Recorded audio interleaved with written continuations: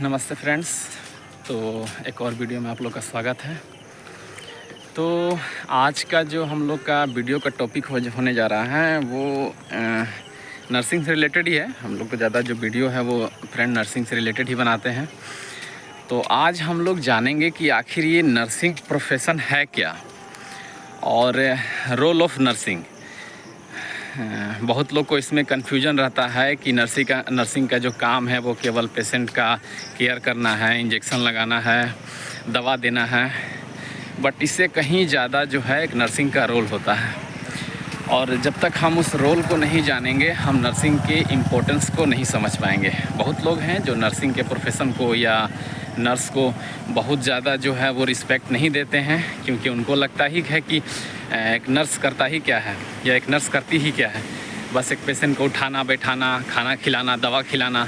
लेकिन इसके अलावा नर्सिंग का बहुत जो है वाइड रेंज ऑफ वर्क है, रोल है, जो आज हम इसके माध्यम से जानेंगे। मैंने रेंडमली अपने कलीग से पूछ दिया कि आप नर्सिंग के बारे में 10 लाइन बताइए और उसके रोल के बारे में बताइए और उस रोल में वो क्या क्या करती है।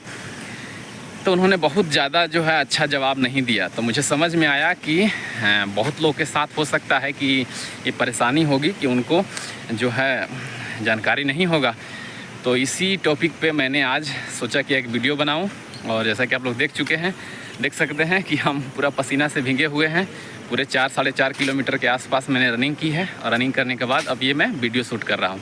तो चलिए शुरू करते हैं अपने इस वीडियो के टॉपिक को।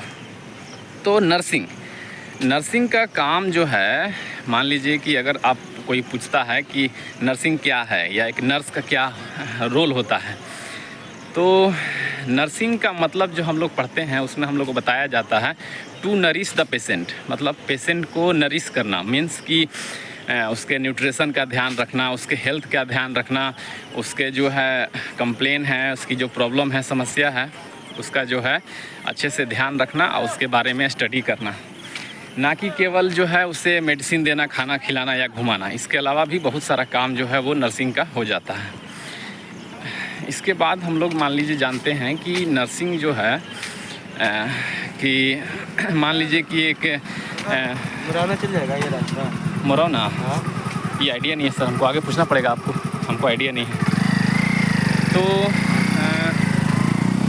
इसमें जो है हम लोग ये जानेंगे कि मान लीजिए कि एक नर्स है तो उसका जो काम है वो है पेशेंट के, जो कोई पेशेंट है बीमार है तो उसका जो है मानिए कि उसका जो स्ट्रेंथ है उसको मैक्सिमम तक पहुंचाना। मान लीजिए कि एक पेशेंट चलने में प्रॉब्लम है, परेशानी है, या खाने में समस्या है, या किसी प्रकार का जो फिजिकल एक्टिविटी है वो नहीं सही से कर पा रहा है, तो उसके जो अचीवमेंट को मैक्सिमम तक ले जाना एक नर्स का काम है।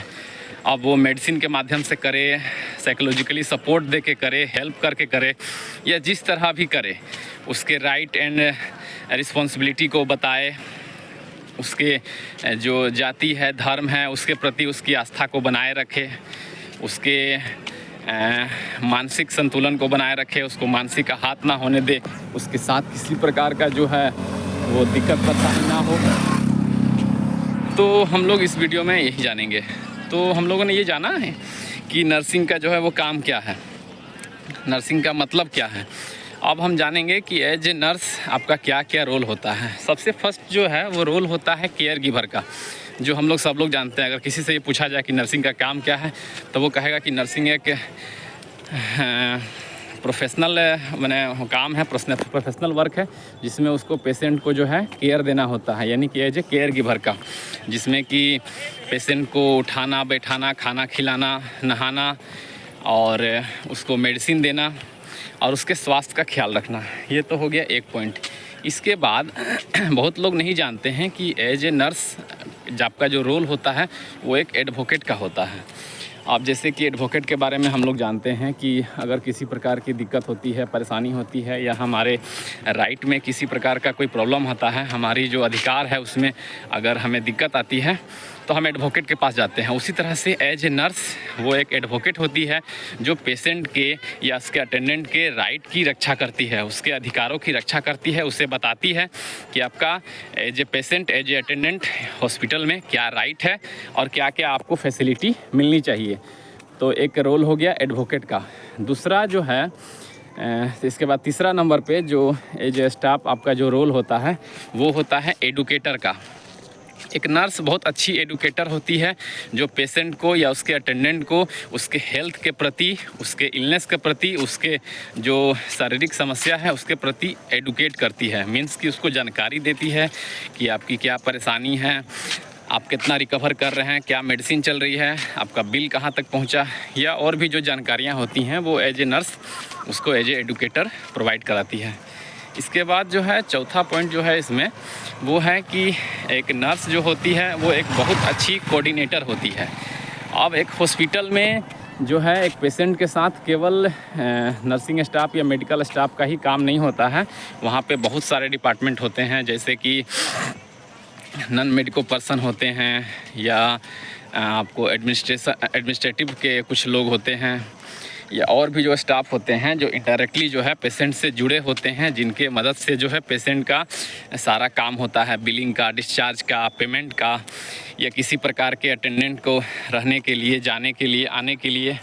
तो उसमें होता क्या है कि वो चीज़ को जो है एज ए नर्स कोऑर्डिनेट करती है कि पेशेंट को अगर डिस्चार्ज जाना है, पेशेंट डिस्चार्ज जाना चाहता है, खुद जाना चाहता है, पेशेंट छुट्टी चाहता है या पेशेंट स्टे करना चाहता है, पेशेंट अपने अकॉर्डिंग बेड लेना चाहता है, फैसिलिटी लेना चाहता है, तो उसका भी जो कोऑर्डिनेशन है या कोऑर्डिनेट जो है वो एक नर्सिंग स्टाफ यानी कि एक नर्स ही करती है या करता है। इसके बाद nurse, as a nurse you will be a counsellor. एक अच्छी नर्स एक अच्छी काउंसलर भी होती है। अब काउंसलर के बारे में तो आप लोग जानते ही हैं, जो काउंसिल करता है। अगर मान लीजिए पेशेंट किसी प्रकार से मेंटली सिक है या इमोशनली उसको बहुत ज़्यादा उसको वीक है, वो बहुत ज़्यादा इमोशनल हो जाता है, तो इमोशनली जो है उसको सपोर्ट देने का काम as a nurse, as a आपको काउंसलर करती है। तो एक अच्छी काउंसलर होती है जो कि काउंसिल करती है पेशेंट को। इसके बाद जो है एक नर्स जो होती है वो एक बहुत अच्छी मैनेजर भी होती है। पेशेंट के साथ जो भी चीज़ों को मैनेज करना होता है, उसके चीज़ों को समझना होता है, उसको उस तरह की फैसिलिटी प्रोवाइड करनी होती है, तो ये जो है एक नर्स करती है एज ए मैनेजर का रोल। हम लोगों ने जाना कि nurse as a care giver है, एडवोकेट है, एडुकेटर है, इसके बाद कोऑर्डिनेटर है, और सबसे इम्पोर्टेंट जो है कम्युनिकेटर है। कम्युनिकेटर मीन्स एक नर्स का जो कम्युनिकेशन स्किल होता है ना वो बहुत अच्छा होता है कि जो पेशेंट है, दिक्कत में है, तकलीफ़ में है, जो हॉस्पिटल में भर्ती हुआ है, तो उसको जो है किस प्रकार से कम्युनिकेट करे। एक इफ़ेक्टिव कम्युनिकेशन ऑलवेज जो है उसके हेल्थ के लिए बहुत ही ज़रूरी होता है, और वो डिपेंड करता है कि वो कितना जल्दी ठीक होगा। How effective communication is directly indicate या डायरेक्टली मैंने प्रोपोर्शनल होता है how to improve the patient.